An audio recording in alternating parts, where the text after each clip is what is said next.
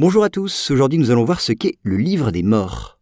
Alors ce que les égyptologues appellent le livre des morts des anciens Égyptiens est l'une des principales sources permettant de connaître les croyances religieuses des Égyptiens, et notamment celles qui ont trait à une vie après la mort. Ce livre des morts est apparu vers 1700 avant notre ère, mais c'est pendant le Nouvel Empire, entre 1500 et 1000 avant Jésus-Christ, qu'il a surtout été utilisé. Alors, il se présente sous la forme de rouleaux de papyrus, souvent placés dans le sarcophage du défunt, ou même dans les bandelettes entourant la momie. Mais on retrouve aussi des passages de ce texte sur les parois des sarcophages, les murs intérieurs des pyramides, ou même le masque funéraire de certains pharaons. La première version du livre des morts était réservée aux pharaons, justement, mais par la suite, les notables y ont eu progressivement accès.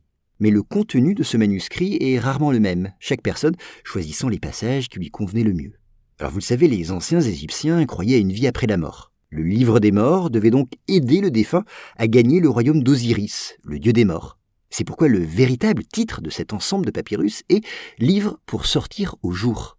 Le livre des morts contient donc des sorts et des formules magiques qui doivent faciliter la sortie de l'âme du corps et son voyage vers l'au-delà.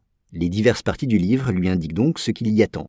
C'est ainsi que des passages du papyrus, comprenant des prières spécifiques, doivent aider l'âme du défunt à bien se comporter lors du jugement qu'il aura à subir devant Osiris.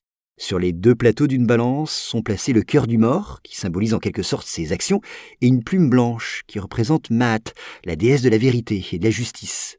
Et le sort de l'âme dépend du côté où penchera la balance. Le livre des morts est donc un véritable vadémécum à l'usage des défunts soucieux de leur destin dans l'au-delà.